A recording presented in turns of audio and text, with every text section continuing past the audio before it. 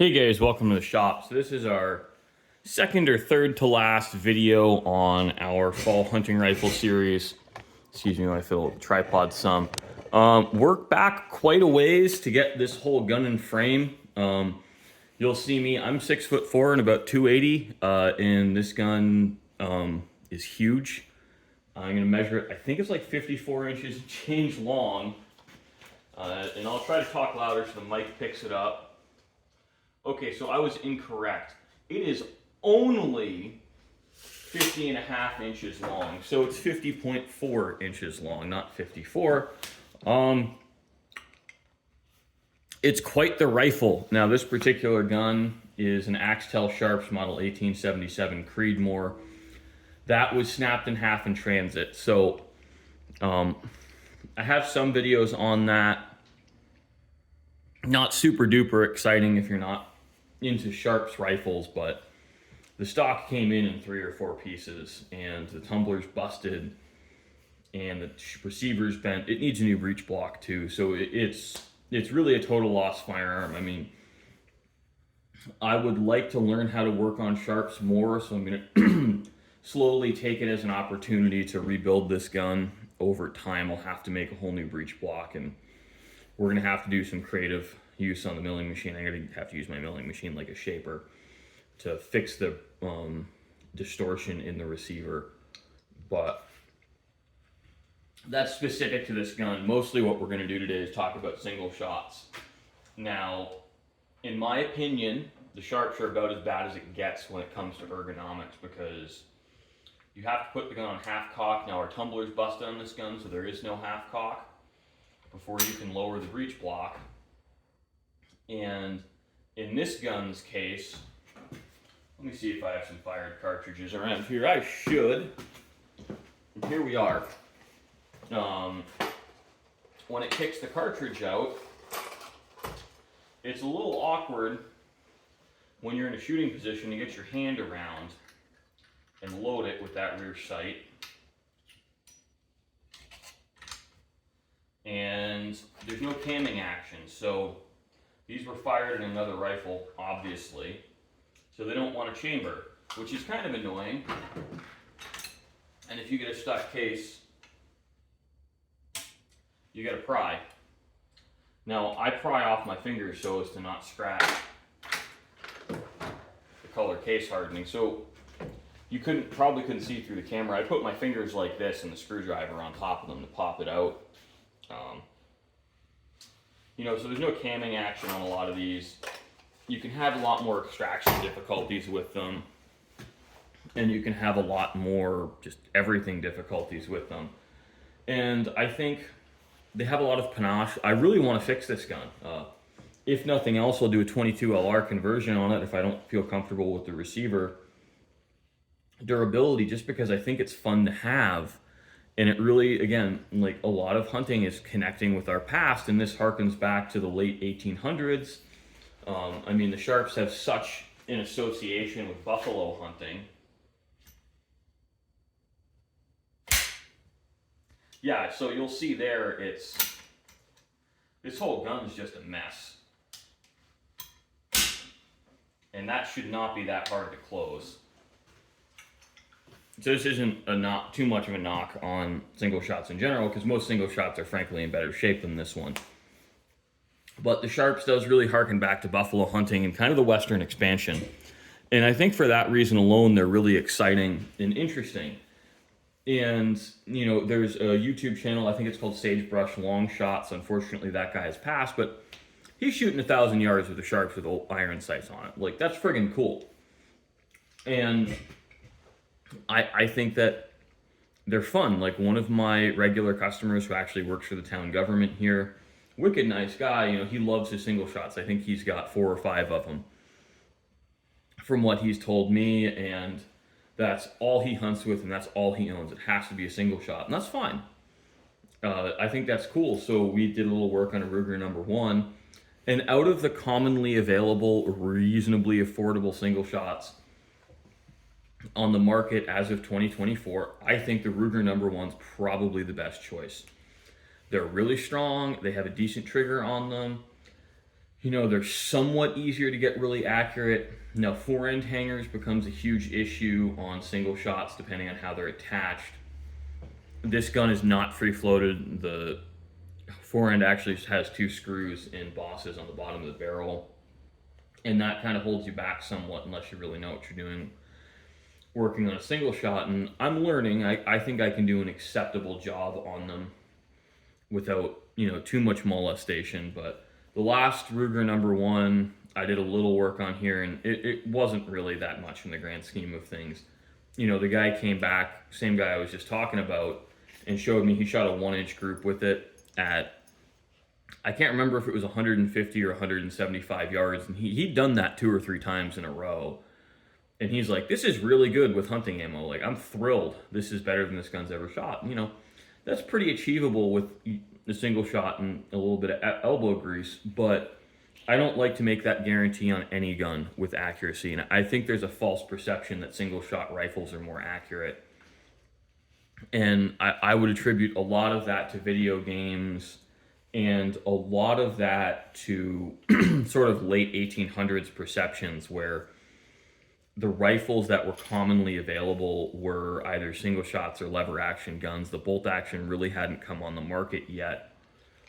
And lever actions generally do shoot worse than single shots because you've got your whole magazine tube, you've got all these hangers and barrel bands, you don't have as consistent of a lockup. There's a lot more going on in the lever action than there is in a single shot. And the single shots really did hang on in target shooting for a while until bolt actions got cheaper.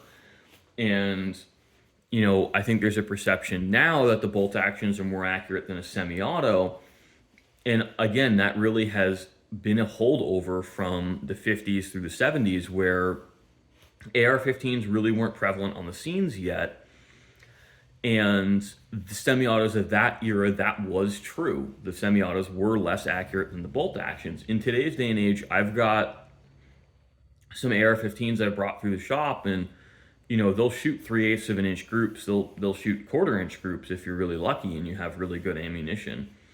And they're really tied with bolt actions because now, with the direct impingement guns, you don't have any reciprocating mass on the barrel.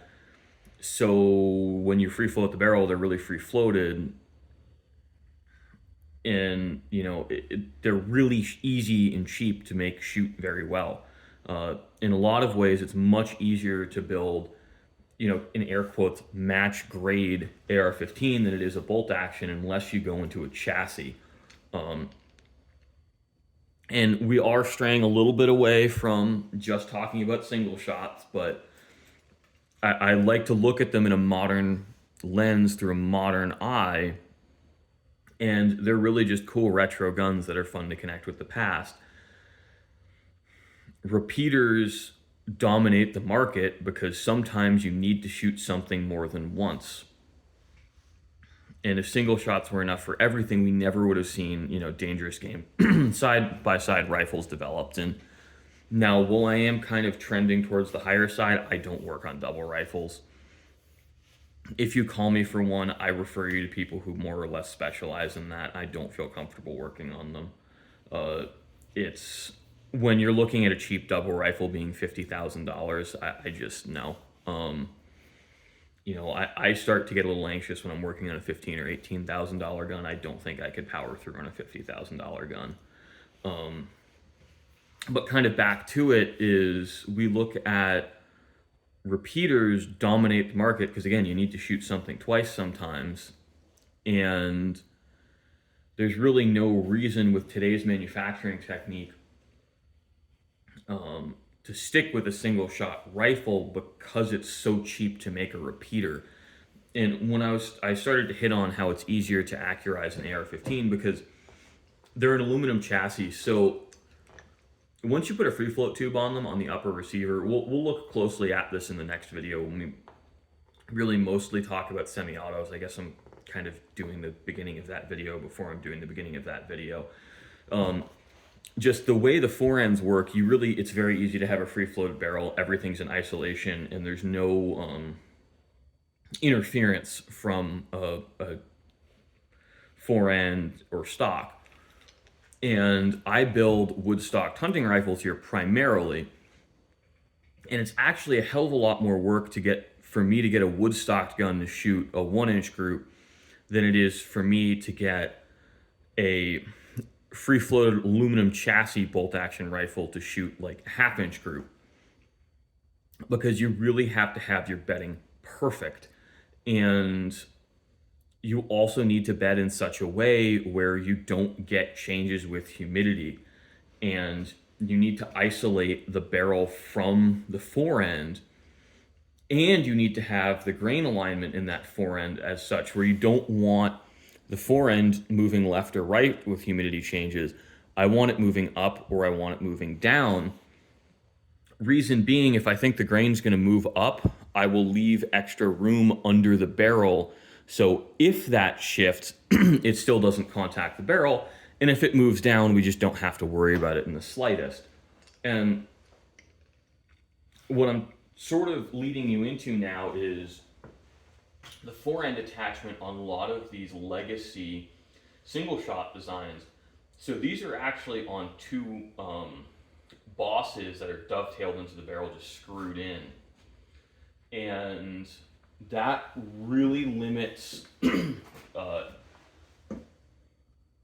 your ability to free float the barrel. It's not possible because you have this mass with different harmonic frequencies interacting directly with the barrel.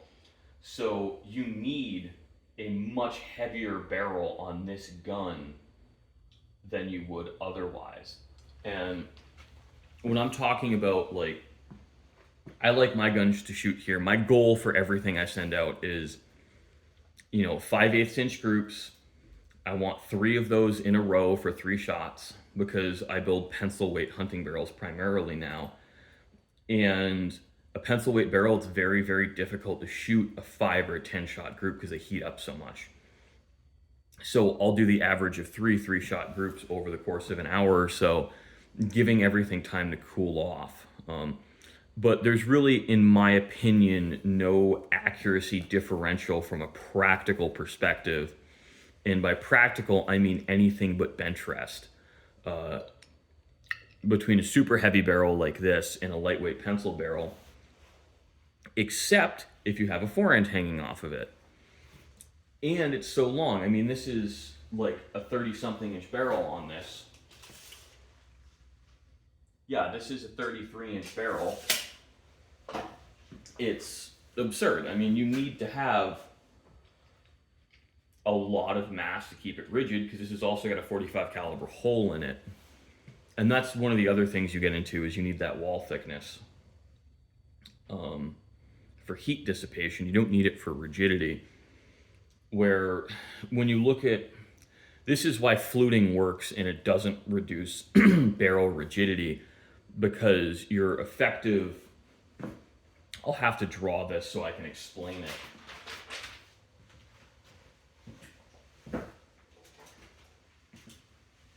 And I know there's a bunch of other math on this, I'm sorry. This is just the scrap paper I have around. The reason fluting works is, yeah, we're gonna call this a perfect circle. It's not, I understand that. But, so circles, if this were a hollow pipe, I think it would be like 80 or 90% as rigid as it is if it were solid, because you deform the outside of the material, not the inside. It's when you bend these, they're mostly in tension or compression. So you're only distorting like that part of the tube or the pipe at first. So when you flute a barrel,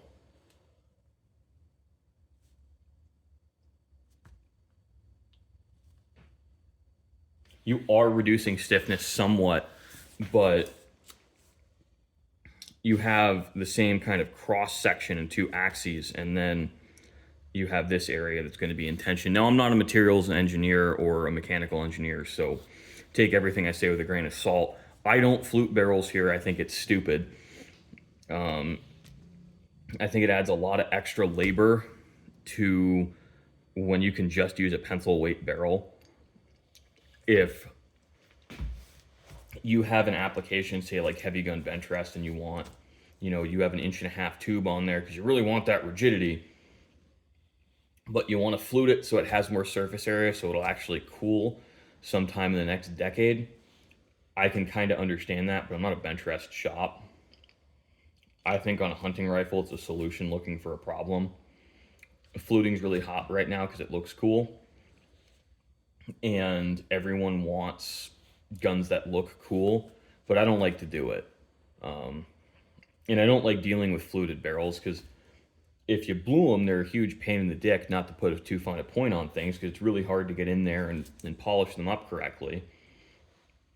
And you'll notice I'm just not a shop that really does Cerakote. I don't like Cerakote. I don't like breathing that crap. So I try to work with less toxic materials as much as possible. And you'll notice, like, I do a lot of oil finishes. I don't like breathing crap. So for me, Cerakote stuff, that's out. I'll let the other guys do it. If you have to have a gun, I work on Cerakote. I can refer you to a shop directly, or I can just subcontract it. Now, back to single shots. And this is running a little bit longer than I would have expected. Single shots are cool, but they kind of suck. You only get one shot, they're slow to reload, and they're not ergonomic. Now, the next video, we're going to grab a couple of AR-15s. Actually, no, we're going to grab an AR-15 and we're going to grab an AK. Side by side, I don't really want to get into the whole AK versus AR-15 reliability. All things considered, I'd actually give an edge to the AR-15s these days. AK magazines are just much more robust, but with ARs on the market now, we've really addressed the magazine reliability issues with them. I'll grab a couple variations on magazines for each, because you can't really talk about the rifle without the magazine, because when we get into magazine-fed repeaters, they don't function without a magazine. So if you don't talk about magazines, you're not talking about the whole system. So thanks for watching, guys. I hope you kind of enjoyed, even though we hardly talked about single shots at all. I think they're cool, they're fun. Hopefully you guys will see more of this rifle in the future as I get time to repair it, but that's going to be a project over the course of years, not weeks or months. So that's really like staying this for the long haul. Maybe I'll get to it on the channel, maybe I won't. I hope you have a lovely rest of your day, and I am recording this on election day, so I'm curious to see the results, because it's going to make a huge difference in how this business grows in the next couple of years.